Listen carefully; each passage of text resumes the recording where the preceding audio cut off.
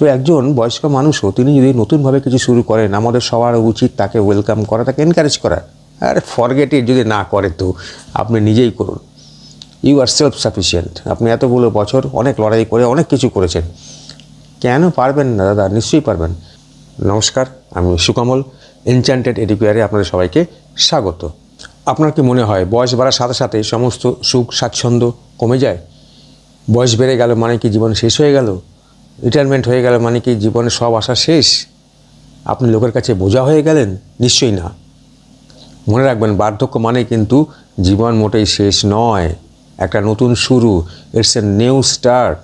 এটাকে মাথায় রাখতে হবে, তবেই কিন্তু হবে। আপনি 60 বছর পর কাউন্ট করুন উল্টো, মানে আপনার যদি 70 বছর বয়স হয় আপনি মনে করবেন আপনার বয়স 10 বছর হয়েছে। এইভাবে কিন্তু কাউন্টিংটা করতে হবে। যত সহজে কথাগুলো বলে দিলাম তত সহজে কিন্তু ব্যাপারটা ঘটে না। অনেক সময়তেই পারিপার্শ্বিক বিভিন্ন রকম সমস্যা থাকে, পারিবারিক সমস্যা থাকে। অনেক সময় সংসারে আপনি মানুষের কাছে বোঝা হয়ে যান, অনেক সময় আপনাকে যে আর কোনো কাজ হবে না এরকমই ধরে নেওয়া হয়। তো কিছু মিথস আছে, কিছু ভুলভাল ধারণা আছে, যেগুলো নিয়ে আজকে একটু ডিসকাস করব এবং কীভাবে সেখান থেকে আপনি বেরিয়ে আসবেন সেই নিয়েও একটা আলোচনা করব। একটা ভুল ধারণা আছে। প্রথম যে ভুল ধারণাটা বলবো সেটা হচ্ছে কি, বয়স হয়ে গেছে তো আর কিছু শিখতে পারবে না। এটা সমাজে একটা বড় ভুল ধারণা যে মানুষের বয়স হয়ে গেলে আর কিছু শিখতে পারবে না। সত্যি কথা বলতে কি, জীবনের শেষ দিন পর্যন্ত শেখা যায় এবং মানুষ শেখেও। তো এই ধারণাটা ভুল, এটা মেনে নিতে হবে এবং আপনাকেও সেইটা প্রমাণ করে দিতে হবে যে বয়স কোনো ফ্যাক্টর নয়। আমাদের চারপাশে অনেক এরকম উদাহরণ আছে, জানেন তো, যে 60 বছর বয়সের পর, বিশেষ করে রাজনীতিবিদরা 60 বছর বয়সের পর দেখা যায় তারা নেতা মন্ত্রী অনেকে হয়ে গেছে। 70 বছর বয়স হয়ে গেছে, তিনি দেশ সামলাচ্ছেন, এরকম আছে অনেকে। তো বয়স হয়ে গেছে মানে জীবন শেষ হয়ে গেছে তা কিন্তু নয়। বলা হয় বয়স হয়ে গেলে নাকি এনার্জি বা প্যাশন যেটা, সেটা নাকি কমে যায়। এটাও একটা ভুল ধারণা, কখনই সেটা হয় না। অধিকাংশ ক্ষেত্রে দেখা যায় যে তাদের প্যাশন বেড়ে গেছে, বয়স হয়ে গেছে, রিটায়ার্ড হয়ে গেছে, তারা বেশি ঘুরতে যাচ্ছেন, অনেক ক্রিয়েটিভিটির মধ্যে তারা যুক্ত হচ্ছেন, এগুলো দেখা যাচ্ছে চারপাশে। অতএব বয়স হয়ে গেছে মানে এর প্যাশন নেই, একে দিয়ে কিছু হবে না, এটা ভুল ধারণা। অনেক সময় দেখা যায় যে বয়স হয়ে গেছে স্টিল অনেক বেশি এনার্জেটিক, প্রচুর পরিশ্রম করছেন আগের থেকেও। তো এটা একটা ভুল ধারণা যে বয়স হয়ে গেছে মানেই তার প্যাশন এনার্জি শেষ। এটা সম্পূর্ণ ভুল ধারণা। বয়স হয়ে গেছে মানেই একটা নিরাপদ স্থান সবসময় যেন বজায় রাখতেই হবে। অর্থাৎ বয়স হয়ে গেছে, তিনি কখনো রিস্ক নিতে পারবেন না। কেন ভাই? বয়স হয়ে যদি কী হয়েছে, তিনি যদি শারীরিকভাবে সক্ষম থাকেন, তার যদি কোনো রকম সমস্যা না থাকে, হোয়াই নট, তিনি সব কাজ করতে পারবেন।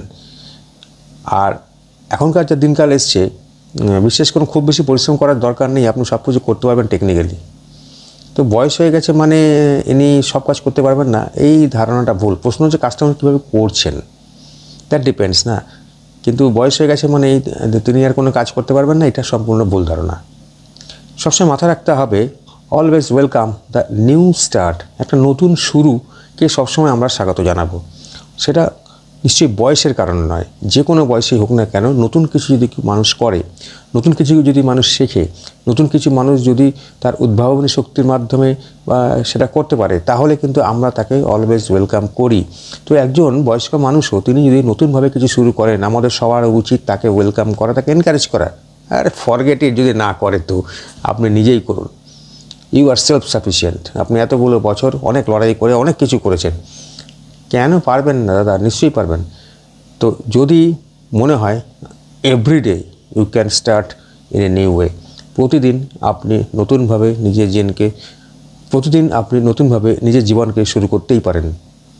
যদি আপনার ইচ্ছা লাগে আপনি যে কোনো কোর্সে ভর্তি হতে পারেন। যদি আপনার মনে হয় যে না, আমার সময় এটা শিখতে পারেন, এখন শিখবো, আপনি নিশ্চয়ই শিখতে পারেন। সেটা গান হতে পারে, সেটা কবিতা হতে পারে, সেটা গার্ডেনিং হতে পারে, whatever it may be, that depends upon you only. আপনি যেটা মনে করছেন সেটাই আপনি করতে পারেন। ফার্স্ট তো এই বিলিভটা করুন, ইউ ক্যান ডু ইট। নতুন চিন্তাধারায় নিজেকে বেঁধে ফেলুন সোজা কথায়।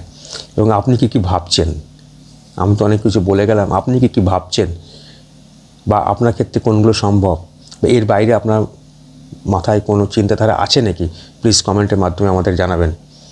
আমরা চেষ্টা করব সেই সমস্ত সমস্যাগুলোকে সমাধান করার। আর কি, অলওয়েজ কিপ স্মাইলিং। আপনাকে তো এখনও আরও অনেক কিছু হবে, you are not yet finished. তো তো আপনাদের সুচিন্তিত মতামত আমাদের কমেন্টের মাধ্যমে জানাবেন। ভিডিওটা ভালো লাগলে লাইক, শেয়ার এবং অফকোর্স সাবস্ক্রাইব করবেন।